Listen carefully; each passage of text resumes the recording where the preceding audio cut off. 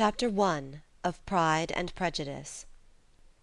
Recording by Elizabeth Klett. Pride and Prejudice by Jane Austen. Chapter 1.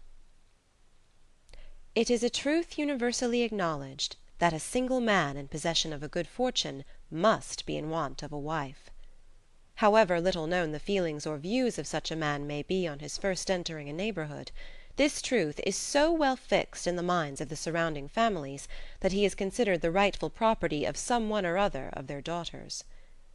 "My dear Mr. Bennett," said his lady to him one day, "have you heard that Netherfield Park is let at last?" Mr. Bennet replied that he had not. "But it is," returned she, "for Mrs. Long has just been here, and she told me all about it." Mr. Bennet made no answer. "Do you not want to know who has taken it?"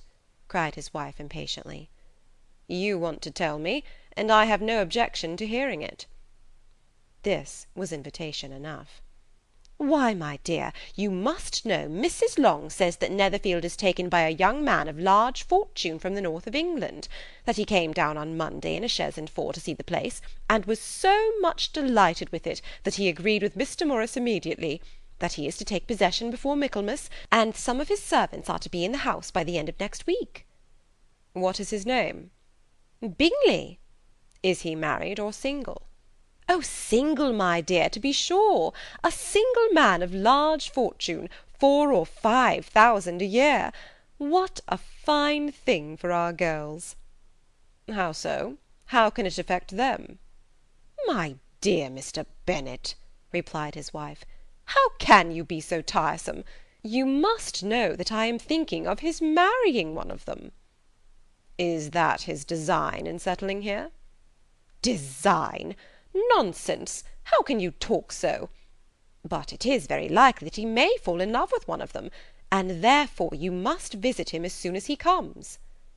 "I see no occasion for that. You and the girls may go, or you may send them by themselves, which perhaps will be still better, for as you are as handsome as any of them, Mr. Bingley may like you the best of the party." "My dear, you flatter me.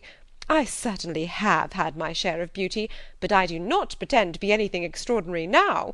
When a woman has 5 grown-up daughters, she ought to give over thinking of her own beauty." "In such cases a woman has not often much beauty to think of." "But, my dear, you must indeed go and see Mr. Bingley when he comes into the neighbourhood." "It is more than I engage for, I assure you." "But consider your daughters. Only think what an establishment it would be for one of them. Sir William and Lady Lucas are determined to go, merely on that account, for in general, you know, they visit no newcomers. Indeed you must go, for it will be impossible for us to visit him if you do not." "You are over-scrupulous, surely. I dare say Mr. Bingley will be very glad to see you, and I will send a few lines by you to assure him of my very hearty consent to his marrying whichever he chooses of the girls, though I must throw in a good word for my little Lizzy." "I desire you will do no such thing. Lizzy is not a bit better than the others, and I am sure she is not half so handsome as Jane, nor half so good-humoured as Lydia. But you are always giving her the preference." "They have none of them much to recommend them," replied he.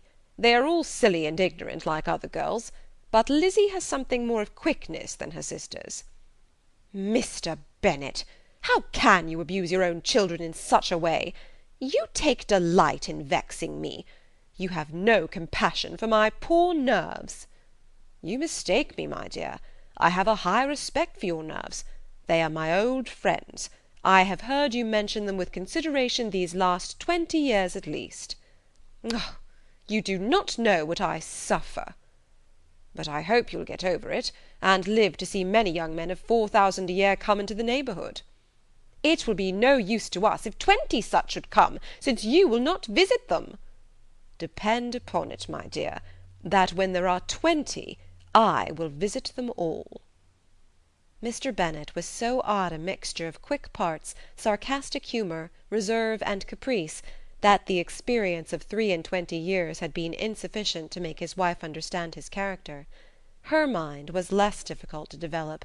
She was a woman of mean understanding, little information, and uncertain temper. When she was discontented she fancied herself nervous. The business of her life was to get her daughters married. Its solace was visiting and news. End of Chapter 1.